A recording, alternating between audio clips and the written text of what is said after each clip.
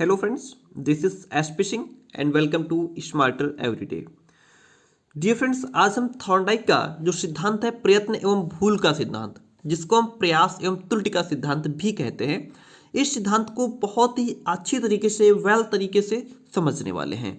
आप चाहे बीएड कर रहे हो, टेट सीटेट की तैयारी कर रहे हो, हर एग्जाम के लिए आपके लिए थॉर्नडाइक बहुत इंपॉर्टेंट है।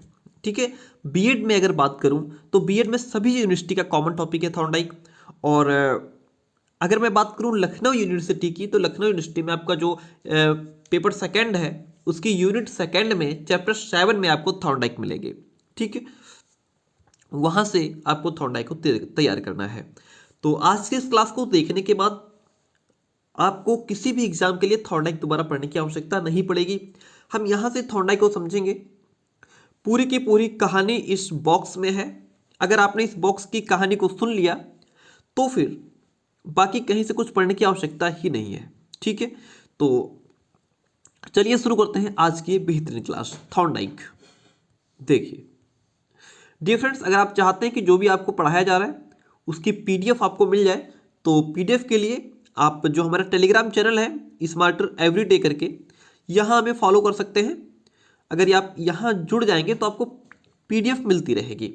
ठीक है, चाहते हैं अगर इंस्टाग्राम पर फॉलो करना तो इसका लिंक डिस्क्रिप्शन बॉक्स में दिया हुआ है, आप वहाँ से इंस्टाग्राम पर भी हमारे साथ जुड़ सकते हैं।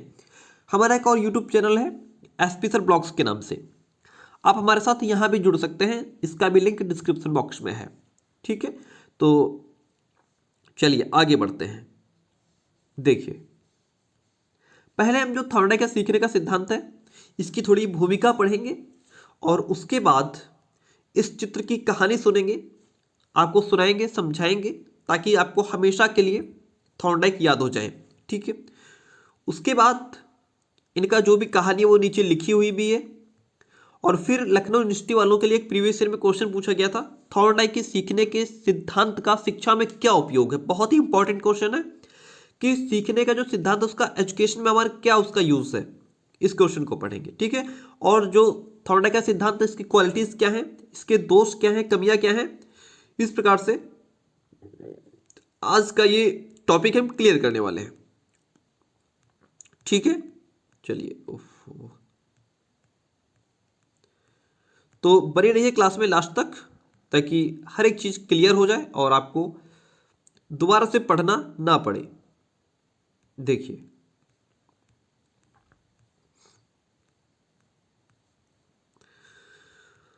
थॉर्नडाइक का सीखने का सिद्धांत बहुत ही अमेजिंग क्लास आपके लिए होने वाली है। शुरू करते हैं। अच्छा डियर फ्रेंड्स, आपको पता है कि थॉर्नडाइक ने अपने सिद्धांतों को स्थापित करने के लिए किस पे प्रयोग किया था? मुर्गियों, बिल्लियों, मछलियों, कुत्तों, बंदरों और मानव पर अनेक प्रयोग किए, लेकिन बिल्ली पर किया गया प्रयोग सबसे अधिक महत्वपूर्ण है। बिल्लियों पर किए गए प्रयोगों के आधार पर थॉर्नडाइक ने मूलभूत अधिगम के प्रकार के रूप में प्रयास एवं त्रुटि, जिसको इंग्लिश में ट्रायल एंड एरर का सिद्धांत प्रतिपादित किया गया। ठीक है, और मौलिक रूप से थॉर्नडाइक के अधिगम सिद्धांत को उद्दीपक अनुक्रिया अनुबंध सिद्धांत, यानी कि इंग्लिश में बोले तो स्टिमुलस रिस्पॉन्स बॉन्ड थ्योरी के नाम से भी जाना जाता है। ठीक है, तो चलिए शुरू करते हैं। सन 1913 में एल थॉर्नडाइक के द्वारा इस सिद्धांत का प्रतिपादन किया गया था। कब किया गया था? सन 1913 में एल थॉर्नडाइक के द्वारा इस सिद्धांत का प्रतिपादन किया गया था। थॉर्नडाइक द्वारा प्रतिपादित इस सिद्धांत को अनेक नामों से जाना जाता है, पुकारा जाता है। भाई कितने नाम है इसके, याद रखिएगा, नहीं तो भूल जाएंगे आप कि अरे ये अगर इसमें से कोई दूसरा नाम आ गया मान लिया तो आप क्या करेंगे? आप सोचेंगे तो किसी और ने दिया है, क्योंकि आपने इसको पढ़ा नहीं। प्रयत्न एवं भूल का सिद्धांत हो गया, आप जानते हैं प्रयत्न एवं भूल का सिद्धांत, प्रयास एवं त्रुटि का सिद्धांत, उद्दीपक अनुक्रिया सिद्धांत हो गया, संबद्धवाद का सिद्धांत हो गया, थॉर्नडाइक का संबद्धवाद। तो इतने नाम है इसके, याद रखिएगा। ठीक है, थॉर्नडाइक की कुछ परिभाषाएं हैं, चलो पढ़ लेते हैं। अधिगम की प्रक्रिया मनुष्य के मस्तिष्क में संपन्न होती है और यह प्रक्रिया परिस्थितियों के मध्य स्थापित होने वाले संबंधों का परिणाम होती है।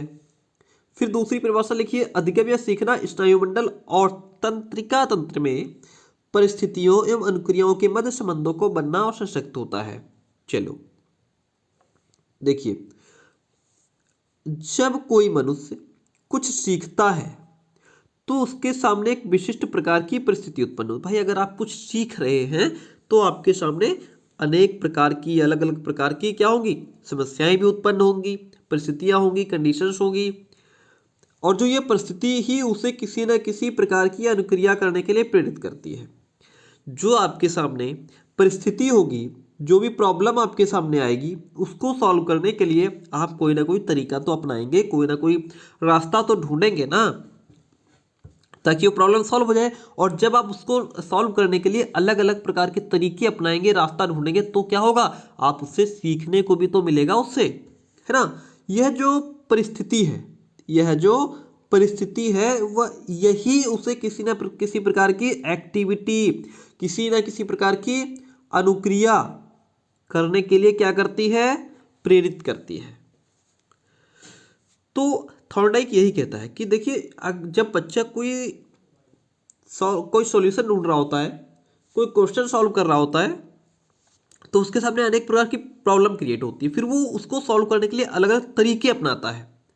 तो ये क्या होता है, एक परिस्थिति होती है जिसको सॉल्व करने के लिए वो कोशिश करता है, और फिर यही प्रॉब्लम उसको एक्टिविटी करने के लिए क्या करती है, प्रेरित करती है ना। चलिए आगे बढ़ते हैं। थॉर्नडाइक ने अनुक्रिया की दिशा में प्रेरित हो करने वाली परिस्थिति को उद्दीपन के रूप में और उद्दीपन के परिणाम को अनुक्रिया के रूप में परिभाषित किया है। इस प्रकार एक उद्दीपन का किसी अनुक्रिया के साथ संयोग ही उद्दीपन अनुक्रिया संबंध के रूप में जाना जाता है। चलिए अब समझ लेते हैं इसके पूरे सिद्धांत को। ये जो बॉक्स है, पूरी कहानी इसी में है। प्यारे दोस्तों, क्या है कि जो थॉर्नडाइक है, इसने क्या किया, एक पजल बॉक्स लिया। ये जो बॉक्स आप सामने देख पा रहे हैं, इसको पजल बॉक्स कहा गया है, ठीक है। हिंदी में बोले तो पहेली पेटी, है ना, पहेली नहीं, पहेली पेटी, ठीक है। पिंजड़ा जो था, ये जो बॉक्स था, वो इस प्रकार बनाया गया था कि एक जो डोरी है, ये जो आप देख पा रहे हैं, जो डोरी है ये वाली, ये डोरी जो है वो खींचने, या फिर यूं कहें कि ये जो नीचे एक बटन है, इस बटन को दबाने से पिंजड़े का जो दरवाजा था ये वो खुल जाता था। पिंजड़े के बाहर क्या था, एक, कई बार आपको लिखा मिल जाएगा मछली रखी गई थी या मांस का टुकड़ा रखा गया था, बात एक ही है, ठीक है। यहाँ पे अब अगर बिल्ली इसको खोल ले तो वो इसको खा सकती है, अगर नहीं खुलेगा तो कैसे खा लेगी। तो उन्होंने क्या किया कि एक भूखी बिल्ली को, किसको, एक भूखी बिल्ली को पिंजड़े में रख दिया, और मांस का जो टुकड़ा था वो उससे बाहर रख दिया, ठीक है। अब जब अंदर भूखी बिल्ली बंधी है, बाहर मांस का टुकड़ा रखा है, तो वो उसको पाने के लिए, खाने के लिए क्या करेगी, उछल कूद करेगी और इधर उधर छटपटाएगी, घूमेगी, पंजे चलाएगी, ये सब एक्टिविटी वो करेगी, ठीक है। और इसी एक्टिविटी के बीच क्या होता है कि इस उछल कूद में अचानक किसी प्रकार बिल्ली का पंजा जो था वो डोरी पर पड़ गया या इस बटन पर पड़ गया, और पिंजड़े का दरवाजा खट से खुल गया। बिल्ली बाहर निकली, अपनी भूख मिटाने में सफल हो गई, उसने मांस खा लिया, ठीक है। फिर क्या हुआ, थॉर्नडाइक ने फिर से बिल्ली को पिंजड़े में बंद कर दिया, और बिल्ली फिर मछली खाने के लिए बाहर आने का प्रयास करने लगी, लेकिन इस बार उसने पहले की अपेक्षा कम उछल कूद मचाई और कम समय में डोरी खींच करके बाहर आने में सक्सेस हो गई। और क्या हुआ, फिर मांस खा गई वो। इस प्रकार के प्रयोग के कई क्रम में थॉर्नडाइक ने यह देखा कि जो जितनी बार उसको बिल्ली को अंदर बंद किया जा रहा है, उतनी बार बिल्ली कम से कम निरर्थक प्रयास करती है और कम समय में बाहर आकर के मांस का टुकड़ा खा लेती है, कम से कम त्रुटियां करती है, कम से कम गलतियां कर रही है। और फाइनली एक स्टेप वो भी आया जब जो बिल्ली थी उसने बिना किसी गलती के सीधा इसके ऊपर पंजा रखा, दरवाजा खोला, बाहर आकर के मांस खाने लग गई। ठीक है, तो प्रयोग के निरीक्षणों में से थॉर्नडाइक ने ये निष्कर्ष निकाला कि उद्दीपक के प्रति सही अनुक्रिया, यहाँ पे उद्दीपक कौन है, ये मांस, तो उद्दीपक के प्रति सही अनुक्रिया, सही एक्टिविटी का जो प्रत्यक्ष निर्माण कर बिल्ली ने पिंजड़े से बाहर निकलना सीख लिया था। ठीक है, तो थॉर्नडाइक के अकॉर्डिंग बिल्ली द्वारा ये जो निकलने की विधि का अधिगम था, जो लर्निंग थी, उसके लिए वो दो बातों का होना आवश्यक था। अगर भाई बिल्ली यहां भूखी होगी, पहला क्या था, बिल्ली का भूखा होना, ये इसलिए आवश्यक था कि बिल्ली अधिगम के लिए अभिप्रेरित रहे, जिससे वो प्रयास कर सके। अगर बिल्ली भूखी रहेगी तभी तो उछल कूद मचाएगी इस मांस को खाने के लिए। अगर वो भूखी नहीं होगी तो जाकर के चुपचाप अंदर से सो जाएगी। दूसरा था भोजन का होना, यानी कि मांस का होना, जिससे वो अपनी भूख मिटा सके। ठीक है, तो ये थी इसकी कहानी। समझ गए इस बॉक्स को? चलिए अब आगे इसको पढ़ लेते हैं थोड़ा। जो मैंने समझाया है ये सब वही लिखा हुआ है, फटाफट से पढ़ लेते हैं। आपने एक बार तो सुन ही लिया है। थॉर्नडाइक का शास्त्रीय यानी क्लासिकल प्रयोग, एक बिल्ली को एक पिंजड़े, जिसे पहली पेटी यानी पजल बॉक्स कहा गया है, उसमें रखकर किया गया था। यह एक सरल प्रयोग था। पिंजड़ा इस प्रकार बनाया गया था कि एक डोरी के खींचने या एक बटन के दबाने से पिंजड़े का दरवाजा खुल जाता था। पिंजड़े के बाहर मछली रखी गई थी। एक भूखी बिल्ली को पिंजड़े में रखा गया तो वह मछली को देख उसे पाने के लिए उसने कई ऐसे प्रयास किए जिससे कि वह बाहर आकर मछली खा सके। मैं अभी मांस बोल रहा था, यहाँ पे मछली लिखा हुआ है। ठीक है, तो जो भूखी बिल्ली थी उसको पिंजड़े में रखा गया तो वह मछली को देख उसे पाने के लिए, किसको, मछली को, कौन, बिल्ली, कई ऐसे प्रयास किए जिससे कि वो बाहर आकर मछली खा सके। बाहर निकलने के प्रयास में बिल्ली ने कई व्यवहार किए, कई तरीके अपनाए। उसने खूब उछल कूद मचाई, खूब अपने हाथ पैर चलाए, इधर उधर घूमी, छटपटाई, ये सब किया। लेकिन अचानक उछल कूद में किसी प्रकार बिल्ली का पंजा उस डोरी पर पड़ गया और पिंजड़े का दरवाजा खट से खुल गया। बिल्ली बाहर निकल अपनी भूख मिटाने में क्या हुआ, सक्सेस हो गई, सफल हो गई। थॉर्नडाइक ने क्या फिर वही काम किया, बिल्ली को पिंजड़े में बंद कर दिया। बिल्ली फिर से मछली खाने के लिए बाहर आने का प्रयास करने लगी, लेकिन इस बार उसने पहले की अपेक्षा कम उछल कूद करते हुए कम समय में डोरी खींचकर बाहर आने में सफल हो गई। इस प्रकार के प्रयोग के कई क्रम में थॉर्नडाइक ने यह देखा कि अगले जितने भी क्रम थे उनमें बिल्ली के निरर्थक प्रयास कम होते गए। अब वो अंदर जाकर के उछल कूद कम मचाती थी। ठीक है, और वो समझ रही थी कि यहीं पे कहीं पैर रखने से ये खुलता है, तो वो उतनी दूर में फिर घूमती थी और उस पर पैर रख देती थी, खट से वो खुल जाता था और कम समय में वह बाहर निकलने और मछली खाने में सफल होने लग गई। गलतियां कम कर रही थी। एक बार यह देखा गया कि बिल्ली को पिंजड़े में रखते ही बिल्ली ने बिना किसी गलती के सीधे क्या किया, डोरी खींची और बाहर आ गई, मछली खा गई। प्रयोग के निरीक्षणों से थॉर्नडाइक ने यह निष्कर्ष निकाला कि उद्दीपक के प्रति सही अनुक्रिया के साथ संबंध का प्रत्यक्ष निर्माण कर बिल्ली ने पिंजड़े से बाहर निकलना सीख लिया था। ठीक है, तो ये इसकी कहानी थी। आई होप कि आपको समझ आई होगी। तो ये था थॉर्नडाइक का प्रयास एवं त्रुटि का सिद्धांत। तो थॉर्नडाइक कहते हैं कि जो बालक होता है वो प्रयास करता है, कोशिश करता है, कोशिश करके जो गलतियां करता है उन गलतियों से सीखता है। तो जो जब बालक ऐसे सीखता है तो वो फिर कभी भूलता नहीं है, ऐसा थॉर्नडाइक कहते हैं। ठीक है, तो यहां से हमें क्या समझने को मिला कि थॉर्नडाइक का कहना है कि बालक जो है वो गलतियां करके सीखता है, लर्निंग बाय डूइंग। ये सिद्धांत लर्निंग बाय डूइंग पर विशेष बल देता है, यानी कि करके सीखने पर।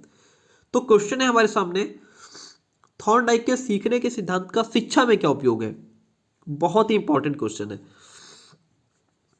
छात्रों के अधिगम से उनकी अभिवृत्ति का विशेष संबंध होता है, इसलिए छात्रों को कुछ भी सिखाने से पहले अधिगम के प्रति सकारात्मक दृष्टिकोण का विकास होना, और जो भी लर्निंग बच्चा करना चाहता है उसके लिए पॉजिटिव उसका व्यू होना चाहिए, दृष्टिकोण होना चाहिए। समस्या समाधान के क्षेत्र में यानी प्रॉब्लम सॉल्विंग के मैटर में इस सिद्धांत का सफल प्रयोग हो सकता है। छात्रों को उनके द्वारा किए जाने वाले प्रयासों में आवश्यक निर्देशन प्रदान किया जाना चाहिए, उनको आवश्यक दिशा निर्देश दिए जाएं। यह सिद्धांत स्पष्ट करता है कि बालकों को अभ्यास का अधिक से अधिक अवसर प्रदान करना चाहिए। अभ्यास का अधिक से अधिक अवसर। थॉर्नडाइक कहते हैं कि बालक को प्रैक्टिस करने का मौका दो। बालक प्रैक्टिस करेगा, गलतियां करेगा, फिर सीखेगा। यह सिद्धांत करके सीखने यानी कि लर्निंग बाय डूइंग पर विशेष बल देता है। बालक करके सीखता है। इस सिद्धांत के द्वारा यह भी स्पष्ट होता है कि बालकों को सिखाने के लिए उनकी व्यक्तिगत विभिन्नताओं को ध्यान में रखा जाए। किस बालक की कितना लेवल है, कितना सीख सकता है, कितना उसका आईक्यू लेवल है ना, कितनी उसकी क्षमता है। अधिगम की प्रक्रिया में अभिप्रेरणात्मक विधियों का वांछित प्रयोग किया जाना चाहिए। ठीक है, आगे बढ़ते हैं। इसके बाद आता है हमारा थॉर्नडाइक द्वारा जो प्रतिपादित सिद्धांत है उसका मूल्यांकन करेंगे, उसकी क्वालिटी समझेंगे, उसके गुण समझेंगे, विशेषताएं जानेंगे, उसके दोष जानेंगे, कमियां क्या है उसमें। देखिए, थॉर्नडाइक द्वारा प्रतिपादित सिद्धांत का मूल्यांकन। पहला है सिद्धांत के गुण। इस सिद्धांत की सहायता के सीखने में संबंधित अनेक महत्वपूर्ण नियमों की खोज हो सकी है। पहला तो ये जो सिद्धांत है वो शिक्षण की प्रक्रिया में अभिप्रेरणा के महत्व को स्पष्ट करता है। दूसरा, अधिगम की प्रक्रिया को अधिक से अधिक वैज्ञानिक रूप प्रदान करता है और इस सिद्धांत के बेस पे विश्लेषित नियमों का पालन करके अधिगम की प्रक्रिया को आसान भी बनाया जा सकता है। यह सिद्धांत प्रयत्न एवं त्रुटि को सीखने की दृष्टि से महत्वपूर्ण माना जाता है कि भाई बालक करके सीखता है। इस सिद्धांत के फलस्वरूप ही स्पष्ट हो सका है कि संयोग या संबंध का अधिगम की प्रक्रिया को विशेष महत्व है। ये इसके क्या थे, बेनिफिट्स थे। अब क्या जानते हैं, इसके दोष जानते हैं, इसकी कमियां जानते हैं। इस सिद्धांत के द्वारा अधिगम की विधि के संबंध में तो जानकारी प्राप्त हो जाती है, परंतु अधिगम के कारणों पर यह कोई प्रकाश नहीं डालता है। इस सिद्धांत के द्वारा अधिगम की प्रक्रिया यांत्रिक रूप में संपन्न होती है। इस सिद्धांत के अंतर्गत निरर्थक प्रयासों पर अधिक बल दिया जाता है। निरर्थक प्रयासों पर अधिक बल दिया गया है कि बालक निरर्थक प्रयास तो बहुत करता है तब जाके वो सीख पाता है, टाइम वेस्ट करता है। कुछ मनोवैज्ञानिकों के अनुसार किसी भी कार्य को सीखने के लिए निरर्थक प्रयासों के स्थान पर उस कार्य को किसी एक विशेष विधि के द्वारा सीखा जाना अधिक उपयुक्त है। भाई बालक अगर निरर्थक प्रयास करता रहेगा, समय बर्बाद करता रहेगा, तब जाके वो सीखेगा, तो उसका तो बहुत सारा समय ऐसे बर्बाद हो जाएगा। इससे अच्छा है कि वो उसको एक विशिष्ट विधि, एक स्पेसिफिक मेथड के द्वारा उसको सिखाया जाए। इस सिद्धांत में निहित अभ्यास का एक प्रायः दुरुपयोग ही अधिक किया जाता है, यानी कि इसमें दुरुपयोग ज़्यादा होता है और शिक्षक जो है वो वास्तविक शिक्षण के स्थान पर छात्रों को रटाने पर अधिक बल देने लगते हैं। तो ये था हमारा आज का टॉपिक, जो आई होप कि आपको पसंद आया होगा। अगर पसंद आया है तो प्लीज़ वीडियो को लाइक कर दीजिए, चैनल पर नए हैं तो चैनल को सब्सक्राइब कर लीजिए, बेल आइकन प्रेस कर लीजिए ताकि आने वाले हर क्लास की नोटिफिकेशन आपको पहुंच सके। और इसकी पीडीएफ आपको यहाँ मिल जाएगी, लिंक इसका डिस्क्रिप्शन बॉक्स में दिया हुआ है। हमें इंस्टाग्राम पर भी आप यहाँ हमारे साथ जुड़ सकते हैं और ये हमारा दूसरा चैनल है जहाँ फॉलो करके आप हमारे व्लॉग्स देख सकते हैं। ठीक, आई होप कि आप हमें यहाँ फॉलो कर लेंगे। चलिए ठीक है, मिलते हैं बहुत जल्दी नेक्स्ट क्लास में। Thank you. कोई भी कमेंट हो, कोई डाउट हो तो कमेंट बॉक्स में छोड़ दीजिए।